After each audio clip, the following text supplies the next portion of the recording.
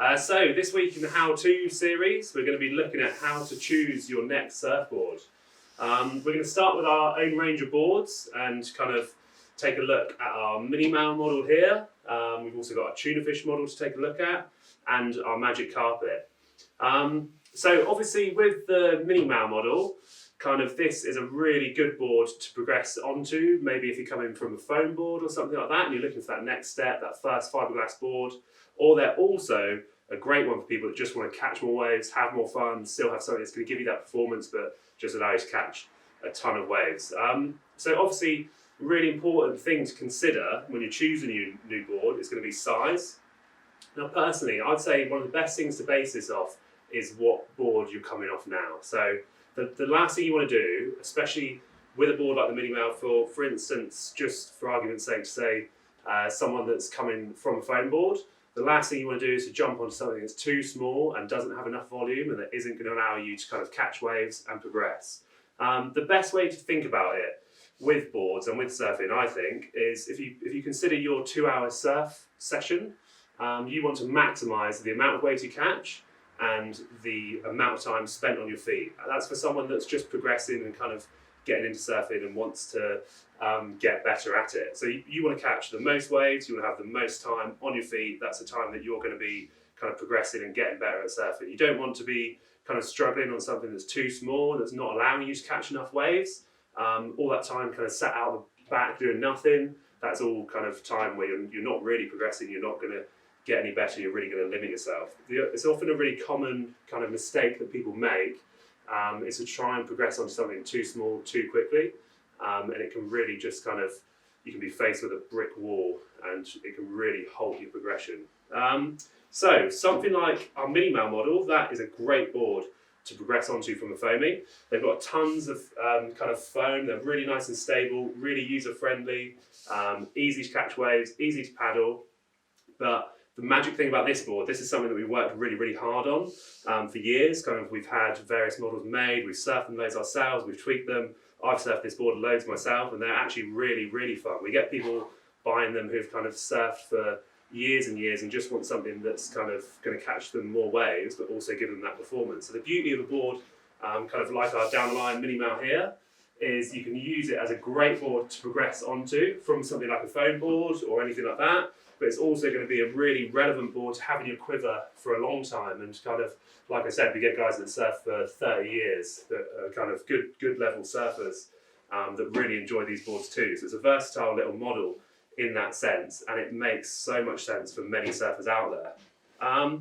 So after this one, let's take a look at the tuna fish. So the tuna fish model. This is kind of one of our favourites amongst all the staff here down the line. Super fun to surf.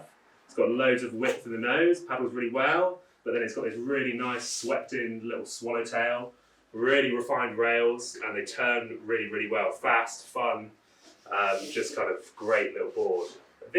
Something like this is a great one to progress onto after potentially you've been on something like the Mini Male.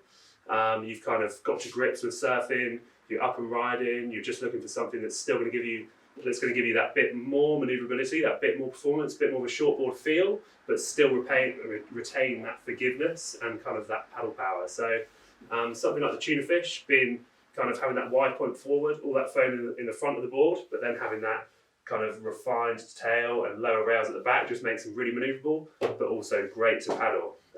With all these boards, again, sizing them is the key, and kind of that's something we help people with a lot. And all you guys out there, feel free to kind of contact us, give us a message, give us a call at the shop. We're used to doing it, we're doing it every day, and we can really pinpoint kind of what you want. The best things to base it off, like I said before, are going to be the size of boards that you've been riding and kind of your height, your weight, your level of surfing. That's going to dictate what kind of board you want to go for. There's no set rules with this with surfing. You can go for kind of a multitude of boards. There's going to be loads of options out there, but it is really important you get that size right. And it's always worth kind of seeking the advice of kind of someone that knows which direction to point you in and will know what you need and what's going to suit you best. So that's something that we do all the time, and we're more than happy to help you with that. So definitely get in contact with us if you're looking for help on sizing these kind of boards. The next board in our down the line range is going to be the Magic Carpet. So the Magic Carpet really just captures that classic mid-length outline and kind of that classic mid-length feel. 2+1 fin option turns really well with the ones and sides. We love them in these boards particularly. They go really, really well. An offshoot of our Magic Carpet model, something new for this year that we've been working on, or it was new for last year that we have been working on, is a board called the Old Fella. We've based it off of this outline. We've just pulled the nose in, pulled the tail in slightly, deep in the concaves. Just wanted to give it that little bit more kind of modern day performance, blended with this classic cruisy feel of the Magic Carpet. So I'll just grab that one. So as you can see, similar kind of outline, but just a slightly more pulled in tail, slightly more pulled in nose. This has just been designed so that you can kind of put it into a steeper section in the wave. It's going to come back down, it's going to stop the nose from catching. You're maybe going to want to use this in steeper conditions, slightly better waves. Again, these two boards are really going to cross over, but they're just going to give you a slightly different feel.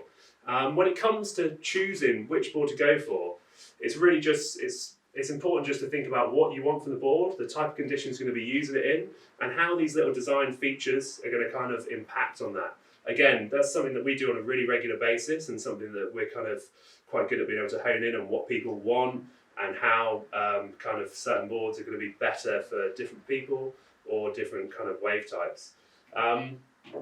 You gain a lot of knowledge on this kind of stuff from just trying as many different boards as possible, so I always think that's well worth doing. Here at Down the Line we offer quite a big demo range. We've got a Magic Carpet that a lot of people take out, and kind of everybody loves that board, everyone loves that model. And we can use, it's great because if you've tried a similar kind of board, you can use that as a bit of a benchmark and then kind of get your head around other boards, how other boards are going to feel and how other boards are going to perform in certain conditions, and really use that just to pinpoint exactly what you want. Yeah, so that's kind of just a few little things to consider when choosing a new surfboard, as I said, and as always, if you want to kind of get in contact with us, if you've got any questions, feel free to drop us a message or pick up the phone and support the shop anytime.